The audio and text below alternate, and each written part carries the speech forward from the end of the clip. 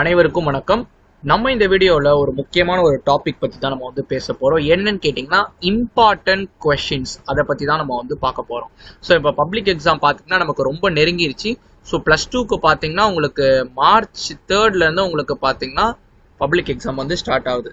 இந்த வீடியோ நான் ஷூட் பண்ணிட்டு இருக்கப்போ பார்த்தீங்கன்னா டேட் வந்து February 21. ஓகேவா? இன்னும் ஹார்ட்லி பார்த்தீங்கன்னா ஒரு 10 days கூட நமக்கு வந்து இல்லை. ஓகேவா? இப்போ இந்த பப்ளிக் எக்ஸாம் 2025க்கு இம்பார்ட்டன்ட் கொஸ்டின் படிக்காதீங்க அப்படின்னு நான் வந்து சொல்ல போகிறேன். அதை பற்றி தான் நம்ம வந்து பேச போகிறோம். ஆக்சுவலி பார்த்தீங்கன்னா நமக்கு நிறைய சப்ஜெக்ட்ஸ் இருக்குது. நீங்கள் மேக்ஸ் படிக்கிறீங்கன்னா மேபி எய்தர் கம்ப்யூட்டர் சயின்ஸ் குரூப்பாக இருக்கலாம், இல்லை பயோமேக்ஸாக இருக்கலாம், இல்லை ஒகேஷனல் குரூப்ஸ், இந்த மாதிரி ஃபியூ குரூப்ஸ் உங்களுக்கு வந்து வருது மேக்ஸ் உள்ள groups. But maximum CS group or biology group தான் நீங்கள் வந்து இருப்பீங்க. ஸோ நீங்கள் பார்த்தீங்கன்னா இந்த ஃபிசிக்ஸ் சப்ஜெக்ட்னு ஒரு சப்ஜெக்ட் இருக்கும். ஸோ ஃபிசிக்ஸு கண்டிப்பாக நிறைய பேர் பார்த்தீங்கன்னா இம்பார்ட்டன்ட் 5 marks தான் நிறைய பேர் படிச்சுட்டு போயிருப்பீங்க. ஓகேவா? அது ஓரளவு உங்களுக்கு வந்து எக்ஸாமில் கேட்டுட்டு இருக்காங்க, இம்பார்ட்டன்ட் 5 marks நீங்கள் படிக்கிறது. ஸோ அதே மாதிரி நிறைய பேர் என்ன பண்ணுறீங்கன்னா மேக்ஸுக்கும் இம்பார்ட்டன்ஸ் படிக்கிறீங்க. இப்போ அதாவது எப்படின்னு கேட்டிங்கன்னா ஒரு 7 5 marks கேட்பாங்களா, அந்த 7 5 marks அட்டன் பண்ணுற மாதிரி ஒவ்வொரு இடத்துல ஒரு இம்பார்ட்டண்டான டாபிக்ஸ். ஒரு உதாரணம் கொடுக்கணும்னா பார்த்தீங்கன்னா உங்களுக்கு 5.5 அப்ளிகேஷன்ஸ், அதுக்கடுத்து பார்த்தீங்கன்னா உங்களுக்கு கிராமர் ரூல், அதுக்கடுத்து பார்த்தீங்கன்னா உங்களுக்கு இந்த 9.8 இன்டகிரேஷன் ஏரியா வால்யூம் சம்மு, அதுக்கடுத்து cos of alpha plus beta, cos of அந்த ப்ரூஃப்லாம் உங்களுக்கு வெக்டார் அல்ஜிப்ரால கேட்பாங்கல்ல அதுக்கடுத்து பார்த்தீங்கன்னா உங்களுக்கு ஆப்டிமைசேஷன் ப்ராப்ளம் சாப்டர் 7 இந்த மாதிரி பார்த்தீங்கன்னா வேரியஸ் இம்பார்ட்டன்ட் கொஸ்டின் இருக்கு. ஸோ சில பேர் என்ன பண்றீங்கன்னா இந்த 2 mark and 3 markம் நீங்க வந்து இம்பார்ட்டன்ட் படிக்கிறீங்க. அந்த இம்பார்ட்டன்ட் கொஸ்டின் நீங்க படிக்காதீங்க. நீங்க அதை மட்டும் படிச்சீங்கன்னா நீங்க டெஃபினட்டா உங்களோட எக்ஸாம்ல ஃபெயில் ஆகிறதுக்கான சான்சஸும் பார்த்தீங்கன்னா அதிக லெவலில் இருக்கு. ஏன்னு கேட்டிங்கன்னா நமக்கு மேக்ஸை பொறுத்த மட்டும் இதுதான் இம்பார்ட்டன்ட் நம்மளால சொல்ல முடியாது. எஸ் அஃப்கோர்ஸ் மேபி சில எக்ஸாமில் உங்களுக்கு வந்து வரலாம் 1 or 2 கொஸ்டின், சில எக்ஸாமில் வராமல் கூட இருக்கலாம். நம்ம எழுத போகிறது பார்த்தீங்கன்னா பப்ளிக் எக்ஸாம். ஸோ நீங்கள் சிஎஸ் பயோ குரூப்லாம் எடுத்திங்கன்னா உங்களுக்கு மேக்ஸ் ரொம்ப ரொம்ப important compare to all other subject. ஏன்னு கேட்டிங்கன்னா நீங்கள் பயோ குரூப் நீங்கள் சப்போஸ் நீட் கிராக் பண்ண முடியாமல் இல்லை நீங்கள் இன்ஜினியரிங் சைடு வரணும்னு நினச்சிங்கன்னா உங்களுக்கு கட் ஆஃப்னு ஒன்று இருக்கும். ஸோ அது கட் ஆஃப்னு வரும்போது உங்களுக்கு மேக்ஸோட இம்பேக்ட் ரொம்ப ஹையராக இருக்கும். 1 mark போச்சுனாலும் 1 point கட் ஆஃப் வந்து போயிடும். 1 point போச்சுன்னா கிட்டத்தட்ட ஒரு 4000லேருந்து 5000 பேருக்கு கீழே நீங்கள் வந்துடுவீங்க ஆவரேஜாக சொல்லணும்னா. ஸோ அவ்வளோ பாதிப்பு உங்களுக்கு வந்து இருக்கும். ஸோ அதனால் இந்த இம்பார்ட்டன்ட் கொஸ்டின் மட்டும் படிச்சுட்டு நீங்கள் வந்து மார்க் வந்து கம்மி மார்க் வந்து எடுத்துறாதீங்க. இதுக்கு ஆல்டர்னேட்டிவாக என்ன பண்ணலான்னு கேட்டிங்கன்னா இப்போ நமக்கு எத்தனை சாப்டர் இருக்குது? 12 சாப்டர் இருக்கா? ஒரு ஃபியூ சாப்டர்ஸ் நீங்கள் வந்து கம்ப்ளீட்டாக படிங்க. நான் யாராக இருந்தாலும் இந்த அட்வைஸ் தான் நான் கொடுப்பேன். நீங்கள் சென்டம் எடுக்கணும்னு நினச்சாலும், சென்டம் எடுக்கணும்னு நினச்சிங்கன்னா நீங்கள் எல்லாமே படிக்கணும். நீங்கள் ஓரளவு மீடியமாக டீசெண்டாக எடுக்கணும்னு நினச்சிங்கன்னா ஒரு 60 to 80 இந்த ரேஞ்சில் எடுக்கணும். I'm talking about out of 100 நான் வந்து வச்சுக்கோங்க.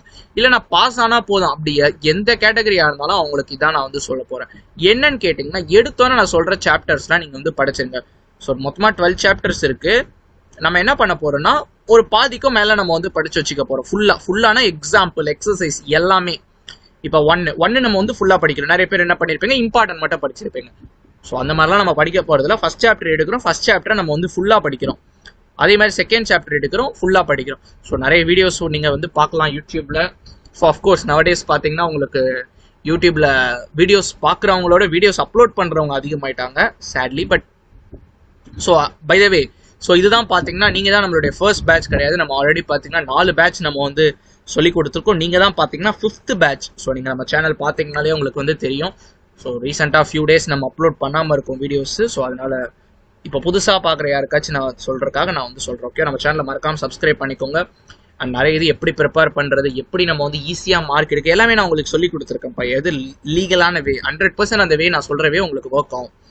ஸோ 1, 2, 11, 12 இது ஃபஸ்ட்டு படிச்சிருங்க. படிச்சுட்டு 3, 4, 8. ஸோ இந்த 7 சாப்டர்ஸ் நீங்கள் வந்து கண்டிப்பாக 100% நீங்கள் வந்து படிக்கணும். எக்ஸாம்பிள் எக்ஸசைஸ் எல்லாமே ஈஸி தான். நீங்கள் ஒரு சாப்டருக்கு பார்த்தீங்கன்னா நீங்கள் உட்காந்திங்கன்னா ஒரு 3 to 4 hours நீங்கள் வந்து முடிச்சிடலாம்.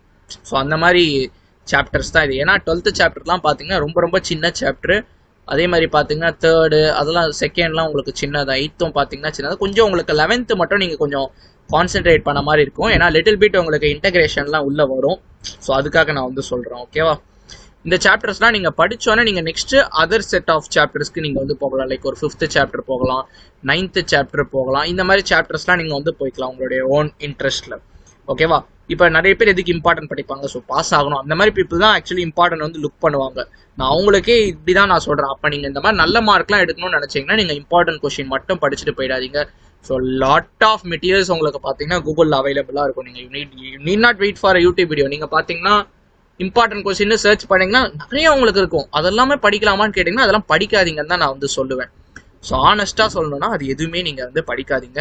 லீகல் வே இதுதான்.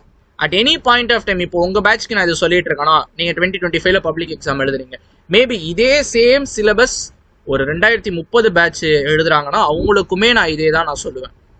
ஆனால் நீங்கள் இப்போ நான் சொல்கிற அதே இம்பார்ட்டன்ட் கொஸ்டின் அந்த வருஷத்துக்கு அது இருக்குமான்னு கேட்டால் கிடையாது. ஓகேவா? அதே மாதிரி பார்த்தீங்கன்னா நமக்கு அதே சம் தான் கேட்கணும்னு அவசியம் இல்லை. இப்போ உதாரணத்துக்கு ஒரு சம் எடுத்துக்கலாமே, ஒரு கிராமர் ரூல்ஸ்லேயே நம்ம வந்து எடுத்துக்கலாம். ஸோ கிராமர் ரூல் எல்லாருக்கும் தெரியும்னு நினைக்கிறேன். அதில் பார்த்தீங்கன்னா உங்களுக்கு டேட்டாவை மாற்றிடுவான்ப்பா. சில டைம் நம்பரை மாற்றிடுவாங்க, சில டைம் வேர்டிங் ப்ராப்ளமாக இருந்தால் வேர்டை மாற்றிடுவாங்க. ஸோ அதே சம் தான் கேட்கணும்னு அவசியம் இல்லை. ஸோ அவங்களே கிரியேட் பண்ணி கூட ஒரு சம் கேட்கலாம். நீங்கள் கிராமர் ரூல்லேருந்து கண்டிப்பாக ஒரு கொஸ்டின் வரும்னு அதை மட்டும் படிச்சுட்டு போனீங்கன்னா இந்த இடத்துல உங்களுக்கு சம்டைம்ஸ் ஆப் படிக்கிறதுக்கு வாய்ப்பு இருக்குது. சில டைம் பார்த்தீங்கன்னா உங்களுக்கு இன்டர்னல் சாய்ஸில் நீங்கள் படித்த 2 கொஸ்டினுமே வரதுக்கு வாய்ப்பு இருக்குது. நமக்கு 5 மார்க்கில் இப்படி தான் கேட்பாங்க தெரியும்ல, ஏபின்னு சொல்லிட்டு. நீங்கள் ஒரு 2 இம்பார்ட்டன்ட் கொஸ்டின் படிச்சிருக்கீங்க, 2மே ஒரே வருதுன்னு வச்சுக்கோங்க, 2மே வருதுன்னே வச்சுக்கோங்க. ஸோ 100% யாராலையும் அஷூரன்ஸ் 100% என்னன்னா ஒரு 70% கூட உங்களுக்கு நான் அஷூரன்ஸ் நான் வந்து கொடுக்க மாட்டேன். இம்பார்ட்டன்ட் கொஸ்டின் மட்டும் நீங்கள் படிச்சுட்டு போங்க. யாராக இருந்தாலும் இம்பார்ட்டன்ட் கொஸ்டின் நீங்கள் படிக்க வேணாம்.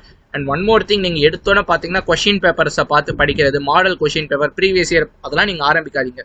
நான் சொல்கிறபடி நீங்கள் பண்ணுங்கள். இது ஃபுல்லாக நீங்கள் முடிங்க. எத்தனை பேர் எவ்வளோ முடிச்சிருக்கீங்கன்றதை மறக்காமல் நீங்கள் வந்து கமெண்ட் பாக்ஸில் கமெண்ட் பண்ணுங்கள். நல்ல டாப்பர்ஸ் யாராச்சும் சென்டம் எடுக்கணும்னு நினச்சிங்கன்னா, ஒரு சில பேர் பார்த்தீங்கன்னா இந்த இன்டெகிரேஷனை நீங்கள் ஸ்கிப் பண்ணுறீங்க. இன்டெகிரேஷனை ஸ்கிப் பண்ணாதீங்க. ஏன்னா உங்கள் 12th புக்கில் இன்டெகிரேஷனுக்காக ஒதுக்கப்பட்டுள்ள ஒரே லெசன் அந்த லெசன் மட்டும் தான். அது வந்து நிறைய கொஸ்டின்ஸ் உங்களுக்கு கேட்குறாங்க. வேற when it comes to differentiation means there will be lot of lessons like 7th lesson, 10th lesson and 8th lesson. So these are the lessons which comes under differentiation. But when it comes to integration, only one lesson is there. So அதனால் நான் என்ன சொல்கிறேன்னா, இன்டெகிரேஷனை நீங்கள் skip பண்ணாதீங்க கஷ்டம்னு சொல்லிட்டு. ஓகேவா?